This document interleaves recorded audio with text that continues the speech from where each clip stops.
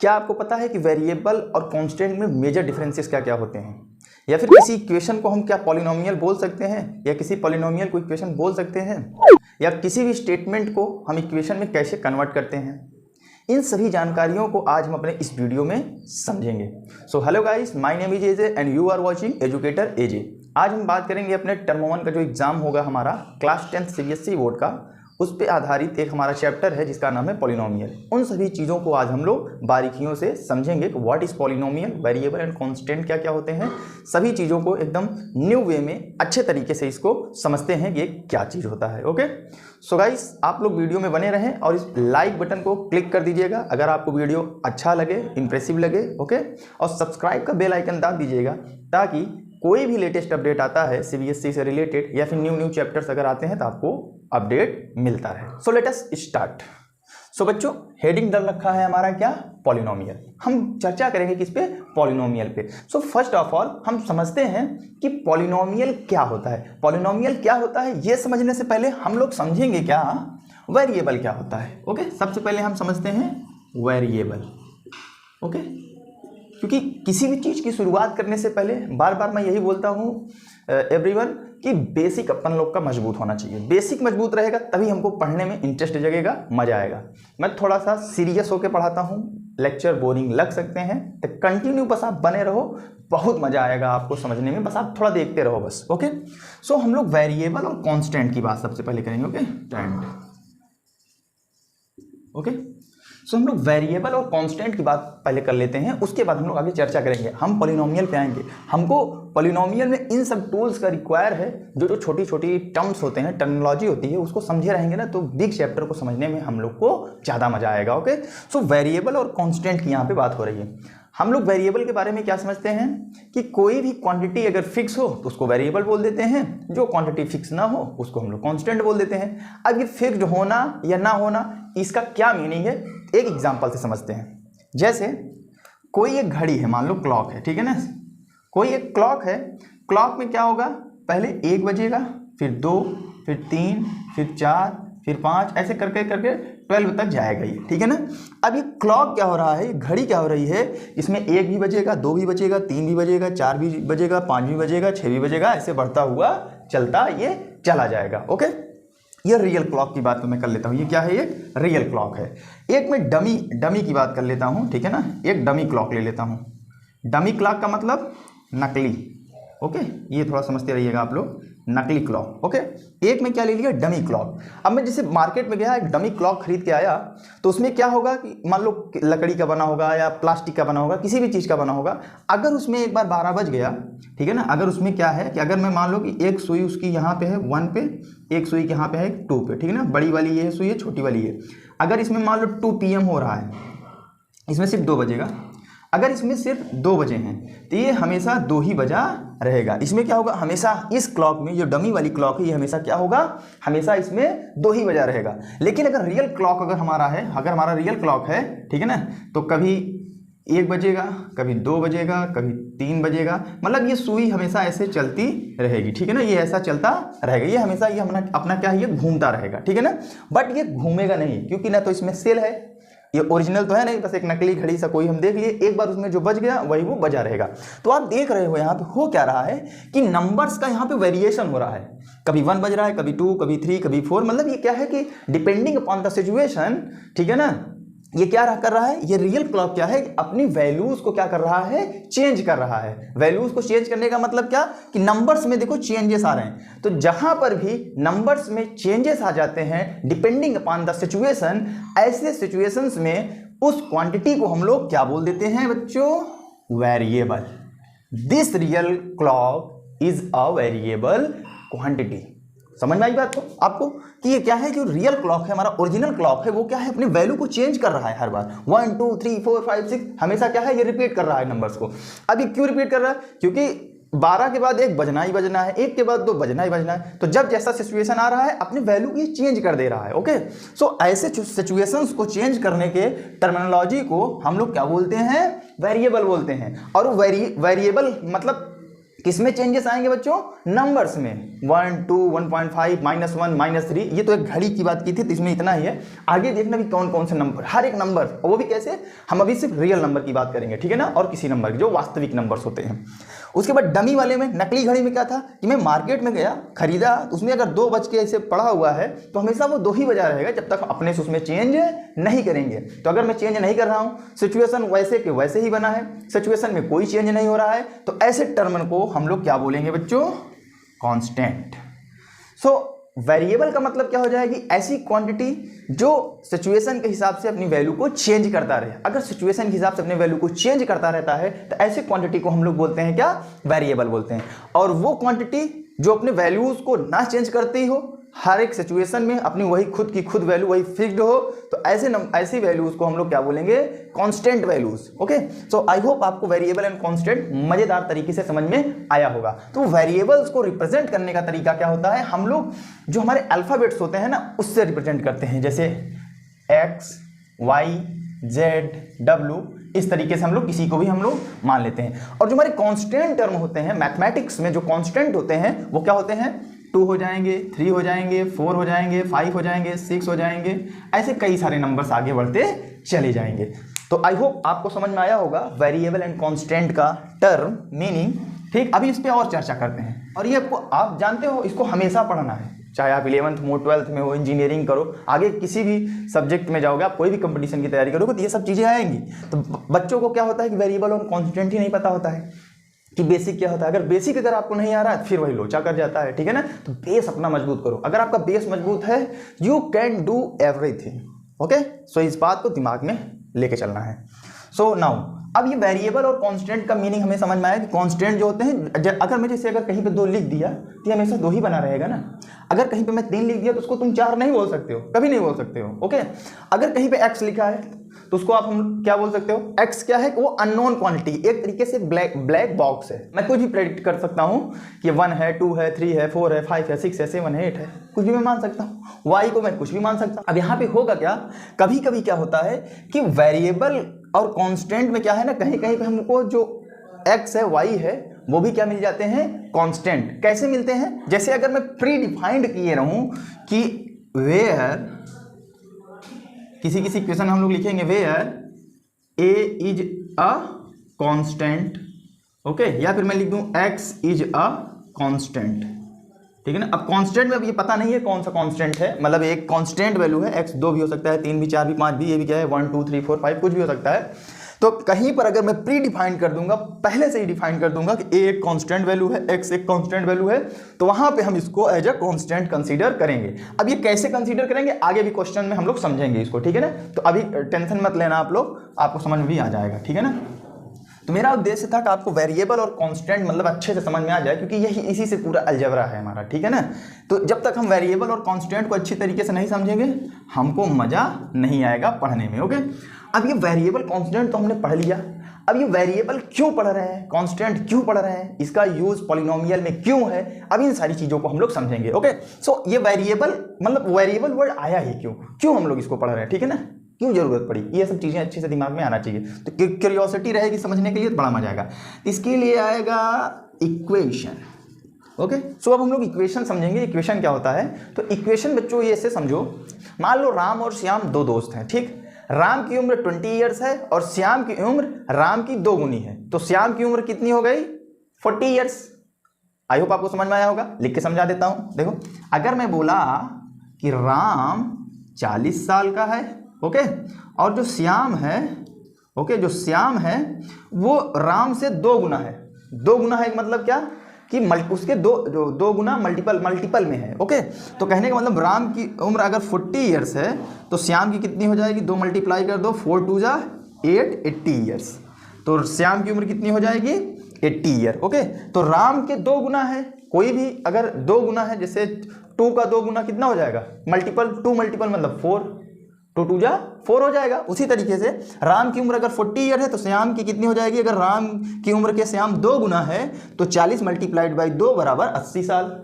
ये बात समझ में आ रही है? तो आप यहाँ पे देख रहे हो कि मैं क्या कह रहा हूँ कि सिचुएशन को मैथमेटिकली रिप्रेजेंट कर रहा हूँ। यहाँ पे कोई सिचुएशन आया, उस सिचुएशन को मैं क्या किया, मैथमेटिकली रिप्रेजेंट करके एक नॉन क्वांटिटी से एक अननोन क्वांटिटी मैंने निकाल लिया। अब यहाँ पे नॉन कौन है, राम का उम्र।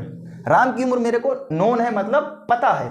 श्याम की उम्र हमें नहीं पता है, लेकिन हमको एक कंडीशन दे रखा है, एक सिचुएशन दे रखा है जिससे कि मैं श्याम की उम्र निकाल लूंगा।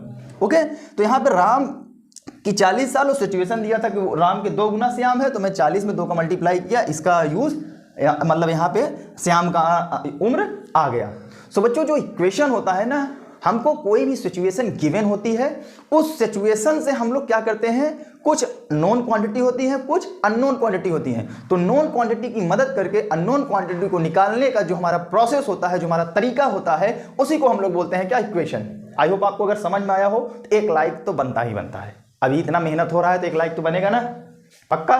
सब्सक्राइब भी हो जाए फिर इसी बात पे ठोक दो, ठीक है ना। तो आई होप आपको ये समझ में आया होगा, ठीक है ना। तो मतलब सिचुएशंस को हम लोग जो मैथमेटिकली रिप्रेजेंट करते हैं, तो उसी को हम लोग क्या बोल देते हैं, इक्वेशन। और इक्वेशन में क्या होता है कि नॉन क्वांटिटी से अननोन क्वांटिटी निकाली जाती है, ठीक। ये बात आपको समझ में आ गई। अब यहाँ पे मैंने क्या किया कि हमने क्या लिया कि एक कांस्टेंट वैल्यू लिया था। अब इसी को क्या हो जाए, अगर मैं बोलूं कि राम श्याम का 2 गुना है, राम श्याम का 2 गुना है, ठीक है ना। तो यहाँ पे अभी ना तो मेरे को राम की उम्र पता है, ना तो श्याम की उम्र पता है, ठीक। अभी हमको पता नहीं है, ना तो राम की ना तो श्याम की। तो मैं करूंगा क्या, मैं मान लूंगा लेट जो राम की एज है, let Ram age equal to x year. समझ में आ रहा है ना, क्या मान लूंगा, x ईयर। और श्याम की क्या मान लूंगा, श्याम की क्या मान लूंगा, श्याम की एज कितना मान लूंगा, y ईयर। ओके, अब यहां पे मैंने क्या मान लिया, राम की उम्र जो है x ईयर मान लिया, श्याम की उम्र मैंने y ईयर मान लिया। मतलब माना कि x वर्ष का होगा राम और y वर्ष का होगा श्याम।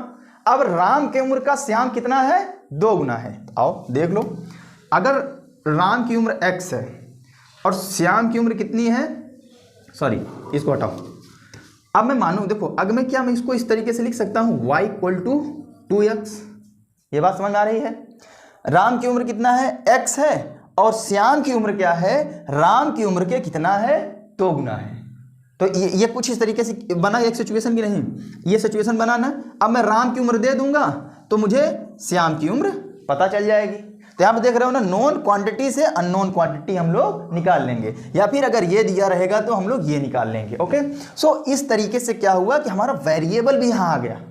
तो वेरिएबल का यूज हम लोग किस में करते हैं, किसी भी इक्वेशन को सॉल्व करने के लिए। किसी भी इक्वेशन को सॉल्व करने के लिए सबसे पहले हमको एक सपोज करना होगा, क्योंकि मैथ में सपोज ही करना बहुत बड़ी बात होती है। जहां कुछ ना है लेट अस सपोज, जहां कुछ ना है लेट अस सपोज, तुरंत हम लोग किसी ना किसी वेरिएबल का सहारा ले लेते हैं। आई होप आपको ये बात समझ में आ रही होगी। इसी बात पे एक लाइक तो बनता है, ठीक है ना। बार बार बोल रहा हूं, करना पड़ेगा गुरु, ठीक है ना। आई होप आपको इक्वेशन के बारे में समझ में आ गया होगा कि किसी भी स्टेटमेंट से हम लोग एक नॉन से अननोन निकाल लेते हैं, उसको इक्वेशन बोलते हैं। और इक्वेशन की एक खास बात होती है बच्चों, इसमें LHS भी होता है और RHS भी होता है। मतलब लेफ्ट हैंड साइड भी होता है और राइट हैंड साइड भी होता है। जैसे यहाँ पे एग्जांपल के तौर पे मैं अगर दे दूं कि x + 2 = 0, ठीक है ना। यहाँ पे कुछ भी 0 जरूरी नहीं है, कुछ भी हो सकता है। तो आप यहाँ पे देख रहे हो, मतलब लेफ्ट हैंड साइड और ये राइट हैंड साइड। जैसे हम ऐसे लिखते हैं ना, तो ये वाला मेरा बायां हाथ पड़ा, तो बाएं वाले को मैं लेफ्ट हैंड साइड बोल दूंगा, और ये मेरा राइट है, दायां है, इसलिए मैं इसको राइट हैंड साइड बोल देता हूँ, ठीक है ना। तो जब तक दो साइड्स नहीं रहेंगी तब तक कहाँ से आप निकाल पाओगे, ये बताओ, कहाँ से निकाल पाओगे कोई भी क्वांटिटी। अगर मैं इसको हटा दूँ, ठीक है ना, अगर मैं इसको हटा दूँ तो मैं बोलूँगी कि x की वैल्यू निकालो, तो कैसे निकालोगे बताओ। अब ये इक्वेशन नहीं है, ये इक्वेशन अब नहीं है। इसको इक्वेशन तभी बोल सकते हैं जब इसके इक्वल में कुछ है और लिखा रहे, कुछ भी लिखा हो, कुछ भी लिखा रह सकता है। लेकिन किसी भी अननोन क्वांटिटी को निकालने के लिए हमको इक्वेशन की मदद लेनी पड़ती है, और इक्वेशन वही होता है जिसमें LHS और RHS दोनों होते हैं। समझ में आई बात, ठीक है।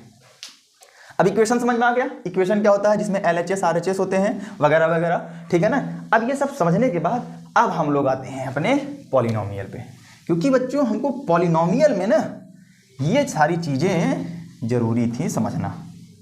पॉलिनोमियल अब समझते हैं क्या होता है।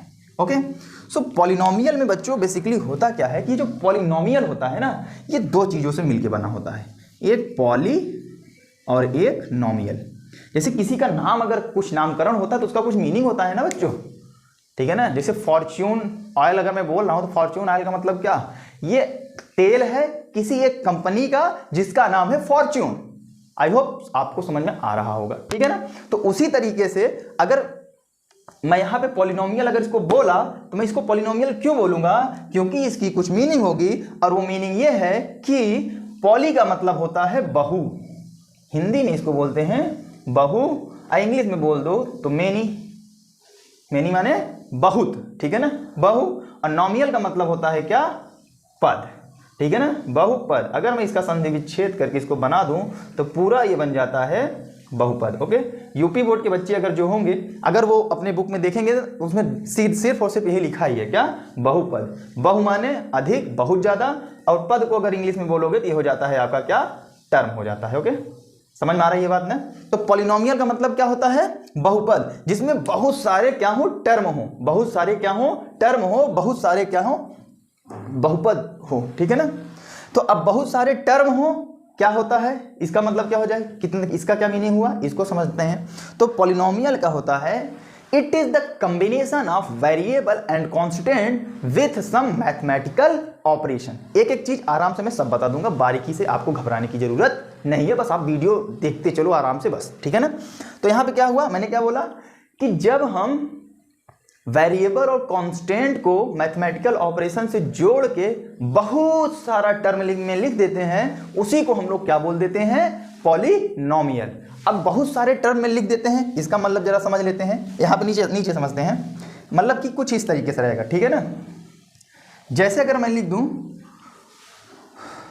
2x² + 3x + 4 लिख दिया, तो ये क्या हो गया हमारा, एक पॉलिनोमियल। अब ये स्क्वायर, ये फलाना ठिकाना मैं सब बताऊंगा, बस आप देखते चलो बस बारीकी से, क्योंकि ऑब्जेक्टिव क्वेश्चंस आएंगे ना तो उसमें अंदर के थ्योरी वाले जो पोर्शन है ना, इसमें से क्वेश्चंस हमको ज्यादा पूछ सकता है, ठीक है ना।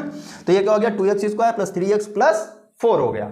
अब ये क्या है, एक हमारा ये क्या बन गया, पॉलिनोमियल। अब यहां पे देख रहे हैं आपको वेरिएबल भी मिल रहा है, कांस्टेंट भी मिल रहा है, और मैथमेटिकल ऑपरेशन का मतलब बच्चों क्या होता है ना, जैसे मल्टीप्लाई हुआ, डिवाइड हुआ, प्लस हुआ, माइनस हुआ, ये सब हम लोग ऑपरेशन है, ये क्या है, मैथमेटिक्स का ऑपरेशन है। इसका यूज कर करके हम लोग जो निकालना है निकाल, कहीं पे अगर हमको जोड़ना है, दो चीज को जोड़ना है तो हम लोग किस ऑपरेशन का यूज करते हैं, एडिशन ऑपरेशन का यूज करते हैं। कहीं पे दो चीज सब्ट्रैक्ट करना हो तो हम लोग माइनस साइन का यूज करते हैं, तो वो माइनस ऑपरेशन हो जाता है। ओके, अगर हमको कहीं पे किसी को गुना करना है, मल्टीपल में करना है, तो हम लोग मल्टीप्लाई करते हैं, तो गुणा का साइन यूज करते हैं। ओके, और डिवाइड के लिए कहीं पे डिवाइड करना हो कोई चीज तो डिवाइड का ऑपरेशन यूज करते हैं, ठीक। तो ये होते हैं हमारे मैथमेटिकल ऑपरेशन। तो यहाँ पे कौन कौन से ऑपरेशन लगा, एक मैथ का ऑपरेशन प्लस लगा, और एक ये मल्टीप्लाई का लगा। बच्चों आप हमेशा ध्यान रखना, कहीं पे अगर 3 और x लिखा है ना, इसका मीनिंग होता है 3 × x। कहीं पे अगर 3 × 2 लिखा है तो इसका मतलब, इसको डॉट में भी लिखते हैं, ठीक है ना। तो ये डेसिमल मत समझ लेना, जब हम लोग पॉलिनोमियल पढ़ेंगे ना तो उसमें अगर कहीं पे से डॉट लिखा है तो इसका मतलब 2 × 2 होता है। ओके, ध्यान रखना ये सब। या फिर अगर कहीं पर 2 × 2 है तो इसका मतलब क्या होता है, 4 हो जाएगा। ये सब यूज होता है, ठीक है ना। अब ये सब समझते चलना, ओके, आराम से एकदम अच्छे से समझना, कोई दिक्कत वाली बात नहीं है, ठीक है ना। ये सब क्या है, अगर कुछ कोई साइन दोनों के बीच में नहीं है, अगर एक वेरिएबल और एक कांस्टेंट के बीच में कोई साइन नहीं है, इसका मतलब मल्टीप्लाई का साइन है बीच में, ठीक है ना। अगर कुछ इस तरीके से लिखे हैं तो इनके बीच में गुना का ऑपरेशन है, मल्टीप्लाई का ऑपरेशन है, ठीक। तो ये बात आप समझ लीजिएगा। ओके, आई होप आपको ये समझ में आ रहा होगा, ठीक है ना। तो पॉलिनोमियल क्या होता है, it is the combination of variable and constant with some mathematical operations, ठीक है ना। तो कुछ इस डिफरेंट टाइप्स के पॉलिनोमियल बनते हैं जो हम लोग यहाँ पे देख रहे हैं, ठीक है ना। तो ये रहा हमारा क्या, पॉलिनोमियल। ओके, तो पॉलिनोमियल कोई बहुत बड़ी चीज नहीं है, बस क्या है कि अब ये पॉलिनोमियल का यूज क्यों पड़ा, क्योंकि डिफरेंट टाइप के सिचुएशंस बनते हैं तो हमको वही सॉल्व करना रहता है, इसलिए हम लोग पॉलिनोमियल में डिफरेंट टाइप के मेथड्स पढ़ते हैं, how to solve any polynomial, okay, with application of equation. अब क्या मैं इसको इक्वेशन बोल सकता हूं, नहीं, इसको मैं इक्वेशन नहीं बोल सकता, क्योंकि मैं यहां पे x की वैल्यू निकाल ही नहीं पाऊंगा। x की वैल्यू मैं तभी निकाल पाऊंगा जब इक्वल में कुछ यहां पे और रहे, या जीरो रहे, या फिर कोई एक कुछ वेरिएबल और कांस्टेंट की वैल्यू के साथ कुछ दिया हुआ रहे, ठीक है ना। तो ये हमारा क्या हुआ, इक्वेशन, सॉरी ये हमारा क्या हुआ, पॉलिनोमियल, और ये हमारा क्या हो जाएगा, polynomial and equation. I hope आपको मेरी बात ये समझ में आ गई होगी। मैंने शुरू में कहा था ना कि मैं आपको डिफरेंस बिटवीन बताऊंगा पॉलिनोमियल और इक्वेशन में। हर एक इक्वेशन पॉलिनोमियल होगा, ये एकदम डेफिनिट है, बट हर एक पॉलिनोमियल इक्वेशन बन जाए, ऐसा बिल्कुल भी मुमकिन नहीं है। सो बच्चों, इसी के साथ आज का वीडियो हम यहाँ पे खत्म करते हैं। नेक्स्ट लेक्चर में हम लोग जानेंगे पॉलिनोमियल्स क्या होते हैं, डिफरेंट टाइप्स के polynomial, how many types of polynomial, polynomial को कैटेगराइज कैसे करते हैं। जैसे कि ये क्या है, पॉलिनोमियल मानो कि हम लोग का एक पूरा घर है। सपोज करो हम जिस घर में रहते हैं उसमें क्या है, अलग अलग रूम्स रहते हैं ना, अलग अलग कमरा रहता है, तो मैं सबको एक ही नाम से तो नहीं बुलाता ना, कोई बेडरूम बन जाएगा, कोई बाथरूम बन जाएगा, कोई बालकनी बन जाएगा, ऐसे नाम दे देते हैं ना। तो पॉलिनोमियल में भी क्या होगा, अभी जैसे देखो ये कुछ इस तरीके का एक पॉलिनोमियल बना, इसको हम लोग क्वाड्रेटिक पॉलिनोमियल बोलते हैं, इसको हम लोग क्या बोलेंगे, लीनियर पॉलिनोमियल बोलेंगे। अब ये क्यों बोलते हैं, इसको जानने के लिए तो बने रहिए हमारे साथ, और नेक्स्ट वीडियो में हम लोग जानेंगे टाइप ऑफ पॉलिनोमियल, और उसमें हम लोग डिटेल एनालिसिस करेंगे क्वाड्रेटिक पॉलिनोमियल का, क्योंकि हमारे सिलेबस में सिर्फ और सिर्फ क्वाड्रेटिक पॉलिनोमियल है। हम लोग बस इसी को जानेंगे बस, और किसी को नहीं। सो आई होप आपको समझ में आया होगा। वीडियो अच्छा लग रहा हो तो please like, share and subscribe. Okay, so आज का वीडियो यहीं पे एंड करते हैं। थैंक यू, जय हिंद, वंदे मातरम।